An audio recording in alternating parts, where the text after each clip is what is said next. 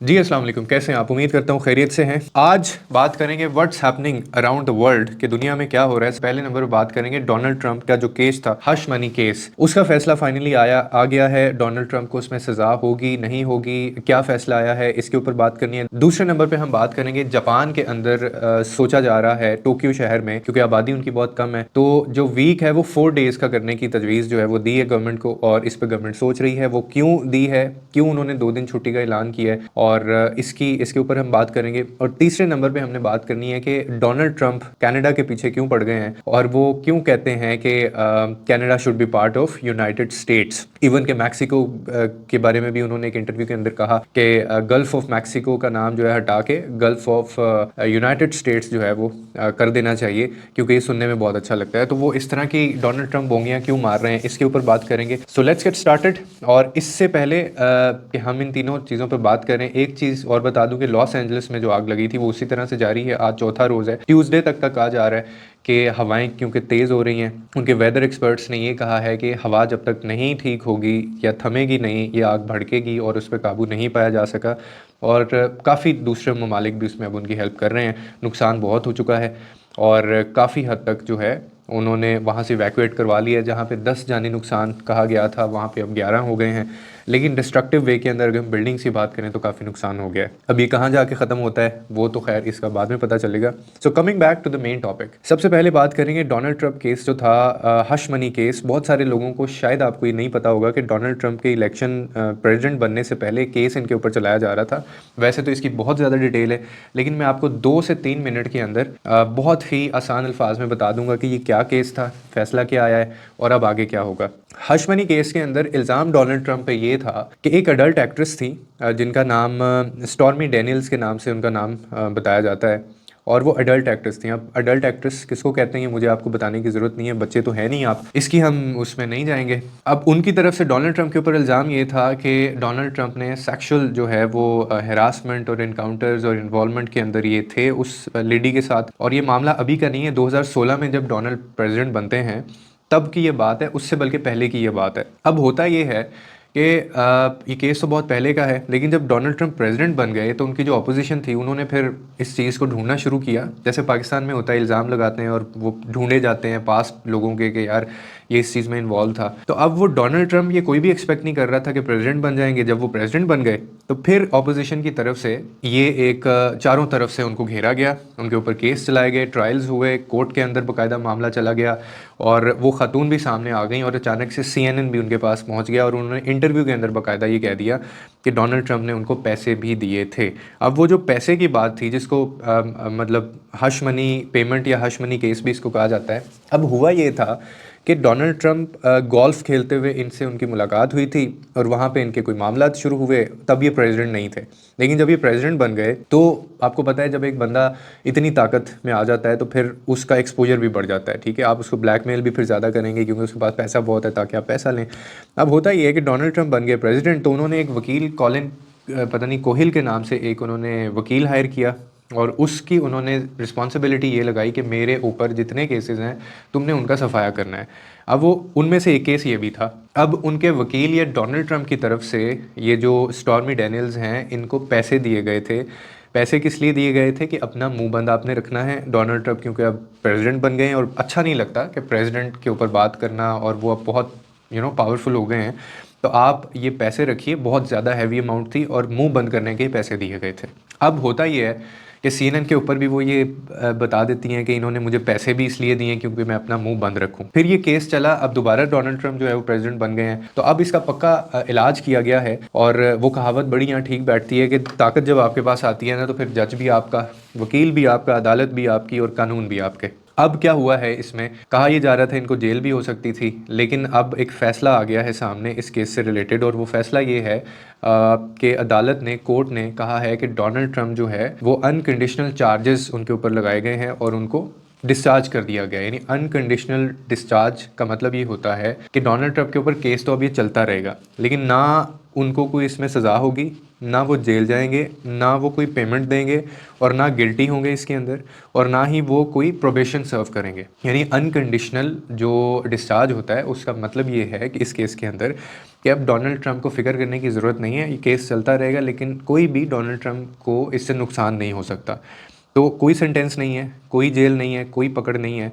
इसको अब किसी जिस तरह मर्ज़ी आप जोड़ लें, ताकत से जोड़ लें, पैसे से जोड़ लें इसको, या फिर आप इसको लक कह लें, या फिर मुंह बंद किया गया है, फिर जो मर्ज़ी आप इसको कह सकते हैं। लेकिन अब ये रफा दफ़ा हो गया है केस, और अब फाइनली डोनाल्ड ट्रंप, क्योंकि अब और उनके पास बहुत सारी काम है करने को, तो वैसे भी प्रेसिडेंट हो यूनाइटेड स्टेट्स का और उसके ऊपर चार्जेस इस तरह के हों तो ऐसा अच्छा नहीं लगता, तो इसीलिए अब ये केस ख़त्म हो गया है। अब दूसरे नंबर पे आ जाते हैं, बात कर लेते हैं कि डोनाल्ड ट्रंप जो है वो ये जो पैनामा कैनाल्स हैं या इसके ऊपर क्यों इतनी बात कर रहे हैं, ग्रीनलैंड उनको क्यों चाहिए, या वो कनाडा के ऊपर क्यों बात कर रहे हैं, और कनाडा वो कहते हैं कि Canada should be part of United state, ये उसकी एक स्टेट पता नहीं 51st की कितनी वो बन जानी चाहिए।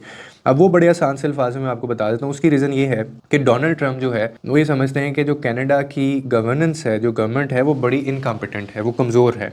क्योंकि कनाडा के अंदर इमिग्रेंट्स जो है ना, वो बहुत हज़ारों की तादाद में लोग वहाँ पे जाते हैं, आते हैं।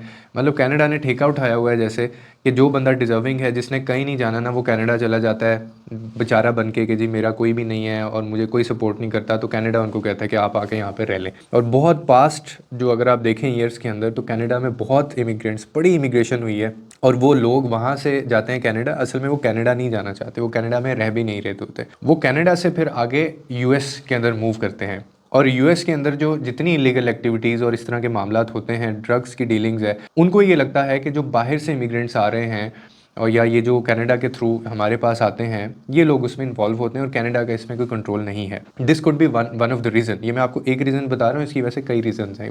वीडियो बहुत लंबी हो जाएगी, लेकिन मैं उस पर अभी बात नहीं कर रहा हूँ। तो इसीलिए डोनाल्ड ट्रंप को लगता है कि यार ये एक चीज़ ख़त्म होनी चाहिए, और कनाडा को it should be part of the United states. और पैनामा कैनाल जो है, उनके साथ क्या मामला है, डोनाल्ड ट्रंप उसके ऊपर क्यों कह रहे हैं कि मैंने कब्जा करना है? वो इसलिए कह रहे हैं कि इनकी कोई शिप वाटरिंग सोर्स है, ये वाटर सोर्स है, कोई भी शिप्स होती हैं तो वो इधर से गुजर के जानी होती हैं, तो वो इनको डिस्काउंटेड रेट्स के ऊपर पैनामा कैनाल जो है वो नहीं उनको जाने देता। अब डोनाल्ड ट्रंप ये कहते हैं कि क्योंकि ये जो पैनामा एक कंट्री है, या एक इसको आप मुल्क कह लें, ये बेसिकली ये पैनामा कैनाल बनाए थे यूएस ने, और बाद में एक एग्रीमेंट हुआ था यूएस और पैनामा कैनाल के बीच में, जिसके अंदर ये कहा गया था कि ये हम आपको हैंड ओवर कर रहे हैं, और उसकी वजह ये थी कि आप हमें कहीं ना कहीं इंटरटेन करेंगे। लेकिन अब वो डिस्काउंटेड रेट्स के ऊपर उनको वो ईज़ नहीं दे रहे, तो अब ये कह रहे हैं कि जी हम ये इस आपसे वापस ले लेंगे, या इस पर कब्ज़ा कर लेंगे, या फिर मैं मिलिट्री जो है वो फोर्स के थ्रू इसके ऊपर हमला कर सकता हूं। और अब सवाल ये पैदा होता है, क्या वो इससे हमला कर सकते हैं? बिल्कुल हमला कर सकते हैं,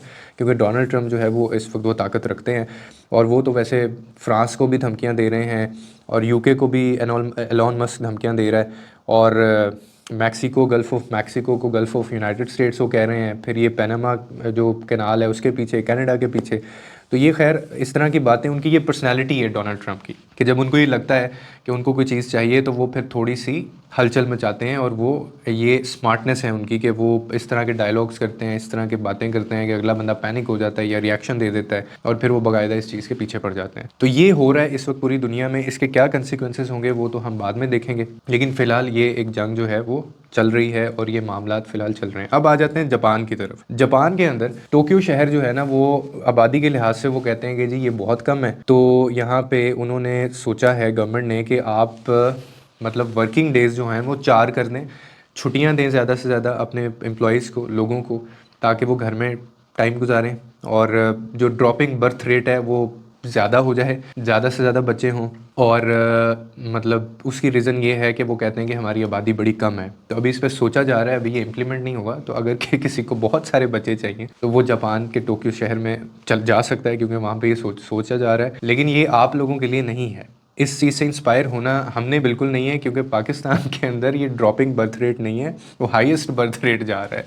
ठीक है, तो पाकिस्तान की जो टोटल जितनी भी आप कह लें, एक पाकिस्तान की जो कुव्वत बर्दाश्त थी ना लोगों को बर्दाश्त करने की, या आप अगर पॉपुलेशन के हिसाब से देख लें तो वो बहुत ज़्यादा बढ़ गई है।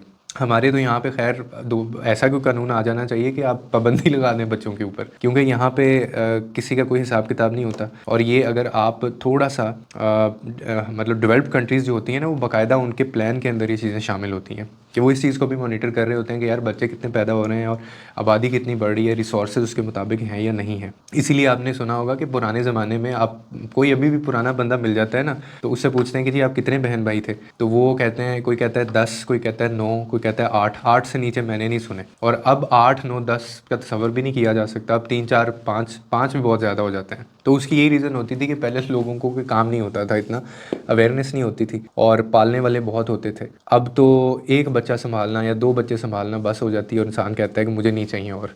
तो ये इसीलिए पाकिस्तान के लिए नहीं है, ये वहाँ पे सोचा जा रहा है, ठीक है।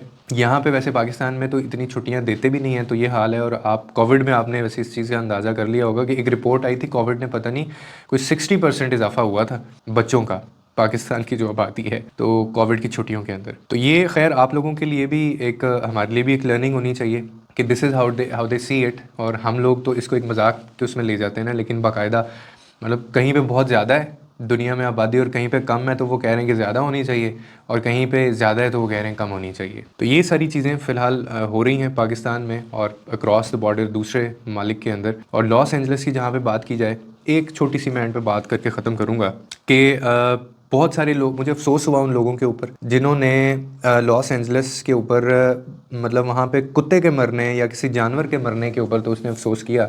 ये मैं सो कॉल्ड लिबरल्स की बात कर रहा हूँ, लिबरल्स की बात कर रहा हूँ। तो वहाँ पे कुछ लोग ऐसे भी मैंने देखे सोशल मीडिया के ऊपर जो बहुत सिंपैथी दिखा रहे थे इनके बारे में कि जी ऐसे नहीं होना चाहिए। लेकिन मैं एक चीज़ क्लियर करना चाहता हूँ कि देखिए हमें भी कोई खुशी नहीं हुई वहाँ पे कि वो जल गया है सारा कुछ उनका, इस चीज़ की हमें खुशी नहीं है and we are not celebrating it. लेकिन हमें जिस चीज़ की तकलीफ़ थी वो ये थी कि जब गज़ा के अंदर ये सारी चीज़ें हो रही थी, जब फ़लस्तीन के अंदर ये सारी चीज़ें हो रही थी, मुझे इंस्टाग्राम के ऊपर एक मैसेज आया, वो बंदी पता नहीं गज़ा से थी, पता नहीं झूठ बोल रही है सच बोल रही है, लेकिन उसने मुझे जो स्टोरी सुनाई है यकीन करें मैं रोने वाला हो गया था जो वो बता रही थी। तो बच्चे यानी मार दिए गए, और वो बच्चों का बचपन होता है ना, जैसे खिलौने से खेलने का होता है टाइम, वो बारूद देख रहे हैं, बच्चे शहीद हो गए, फैमिलीज उजड़ गई, घर तबाह हो गए और उधर कोई सर्वाइवल नहीं था। उस वक्त ये लोग खामोश थे इस चीज़ के ऊपर, कोई बंदा नहीं बोला, बल्कि इन्हीं में से कुछ ऐसे एक्टर्स थे जो ट्वीट करते थे कि जी इनको ये सब किल दे मॉल, इनको ख़त्म कर दें आप। लेकिन आज उनके अपने घर तबाह हो गए। तो हम उनकी खुशी नहीं मना रहे हैं, हम सिर्फ ये बात कर रहे हैं कि अब आप लोगों को पता चला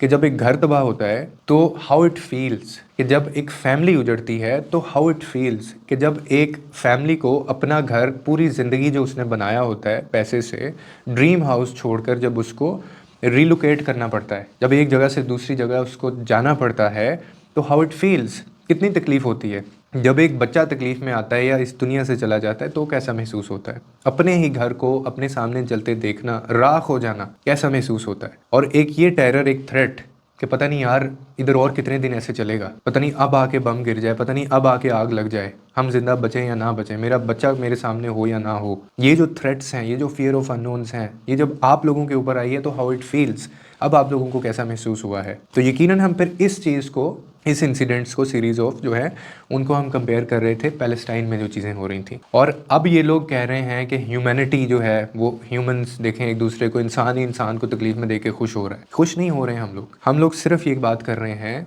और हम इसलिए हमने ये चीज़ें मतलब कुदरत से जोड़ी कि आप लोगों के पास जब ये मौका था, आप लोगों के पास जब ये रिसोर्सेज थे, प्लेटफॉर्म होता है ना इंसान के पास, तो वो उसकी ये रिस्पॉन्सिबिलिटी होती है। मेरे पास है ना, अगर 3 लाख, मेरे 3,21,000 यूट्यूब पे सब्सक्राइबर हैं, 5,86,000 अगर मेरे फेसबुक के ऊपर सब्सक्राइबर हैं, और 3,01,000 अगर मेरे इंस्टाग्राम के ऊपर फॉलोअर्स हैं, टिकटॉक के ऊपर अगर एक अकाउंट पे मेरे 3 लाख कुछ हैं और एक अकाउंट पे मेरे 1,43,000 हैं, और इसी तरह से अगर मेरे और डिफरेंट प्लेटफॉर्म छोटे जो हैं उनके ऊपर कुल मिला के अगर मेरी कोई ये 15-20 मिलियन की रीच बनती है, और मेरी आवाज़ अगर 15-20 मिलियन तक लोगों तो तक जाती है ना, तो I will be accountable held. मैं ना कल को जाके जवाब दूंगा इसका। मुझे बहुत सारी चीज़ों पे मेरे दोस्त कहते हैं यार तू इन चीज़ों पे ऊपर बात क्यों करता है, तो मैं डरता हूँ इस चीज़ से सिर्फ, और मैं अपनी रिस्पॉन्सिबिलिटी समझता हूँ कि यार अगर अल्लाह ने मुझे एक रीच दी है तो मैं क्यों ना बोलूँ। कल को जाके मेरे से इस चीज़ का सवाल होगा कि तुम ये बात कर सकते थे, तुम ये लोगों तक पहुँचा सकते थे, तुम्हारी आवाज़ लोगों तक जा सकती थी, लेकिन तुमने तब भी हक सच की बात नहीं की। बात ना करना ज़्यादा ख़तरनाक होता है जुल्म करने से। जब जुल्म होता देख रहा हो ना कोई, और उस पर ना आप बोलें, तो ये ज़्यादा डेंजरस है, इसकी ज़्यादा सज़ा है। तो इसीलिए जब फ़लस्तीन के ऊपर ये सारी चीज़ें हो रही थी, जब गज़ा में हो रहा था, तो जनाब अली वो तमाम लोग रिस्पॉन्सिबल थे जो चुप थे, वो तमाम लोग, क्योंकि इनको अपने अकाउंटों की पड़ी हुई थी। हमारा अकाउंट अभी भी मुझे, मेरे सारे उड़ा सकते हैं ये, क्योंकि हम देखें बातें कौन सी मैं यहाँ पे इस चैनल पे कर रहा हूँ, किसकी प्रोडक्ट है ये सारी उन लोगों की प्रोडक्ट्स हैं, ये बंद कर सकते हैं, लेकिन अल्लाह पे यकीन है कोई बात नहीं यार, कि सुपर पावर वो लोग तो नहीं ना, अल्लाह ही है ना, तो वो मैनेज करेगा चीज़ें। तो इसीलिए हमें से वी नॉट सेलिब्रेटिंग, किसी ने सेलिब्रेट नहीं किया, ये सिर्फ हमारे जज्बात थे हमारे मुस्लिम भाइयों के जो सामने आए किसी और तरह से, ठीक है। हम खुश नहीं हो रहे थे, हम सिर्फ आपको ये एहसास दिला रहे थे कि जो हो रहा है ये मुकाफ़ात अमल है और ये किसी के साथ भी हो सकता है। वहाँ पे जो मासूम बच्चे थे उनकी भी कोई डायरेक्ट वॉर के अंदर इन्वॉल्वमेंट नहीं थी। जो बच्चा बेचारा अभी पैदा ही हुआ है, जो पेट के अंदर है, उसकी क्या दुश्मनी है इसराइल से, मुझे बताएं। उसको क्यों मार दिया गया, क्यों मार दिया गया? यही बातें हो रही हैं ना कि वहाँ पे एक घर था, वहाँ पे मुसलमान थे, वहाँ पे एक एक्ट्रेस थी, एक्टर थे, उनका तो कोई लेना देना ही नहीं है फ़लस्तीन से, मुसलमानों से, अमेरिका से, वो तो सिर्फ उधर रहते थे। तो भाई मैं भी एक सवाल कर रहा हूँ ना फिर कि उन लोगों का बच्चों का क्या कसूर था? तो जब ये war, when it comes to war, तो अल्लाह फिर वो कहता है कि मैं एग्जाम्पल बना देता होता हूँ, उसमें फिर सारे आ जाते हैं, ठीक है। जब अजाब आता है तो उसमें सब पे आता है, और आता कुछ लोगों की वजह से है, और यही हमें समझना है। आई होप आपको आज की वीडियो पसंद आई होगी। मुझे कल कमेंट आया था, मैं बहुत मोटिवेट हुआ उससे। उन्होंने कहा कि जी आपका कंटेंट बहुत अच्छा है, ये कंटेंट, और कोई बकवास नहीं की इसमें, आपने कोई लोगों की तरह गालियाँ नहीं दी, और आपने इन्फॉर्मेशन भी दे दी, और बड़ी एक जेन्युइन टॉक आपने की, और हमें बड़ा अच्छा लगा। तो thank you for liking this shift. ये जो मैंने अभी शिफ्ट मारा है थोड़ा सा, और मैं आप लोगों को एक चीज़ बता रहा हूँ, छोटी दे रहा हूँ कि ये ऐसे ही रहेगा। कभी आप इस ज़ुबान से, मेरे मुंह से कभी ऐसी बात नहीं सुनेंगे जो हर्ट करे किसी को, जो गलाजत की तरफ लेके जाए। इंशाल्लाह इसको हम इसी, बल्कि इसमें इम्प्रूवमेंट हम लोग लेके आएंगे, ठीक है। तो purpose will be remain safe, के जो पर्पज़ है ना, purpose will be remain same, कि आपके लिए आसानी पैदा हो, इन्फॉर्मेशन मिले, प्रोडक्टिव हो, और आप इंजॉय भी करें। लोगों के लिए आसानियाँ पैदा करें, और अब आपके लिए आसानियाँ पैदा करें।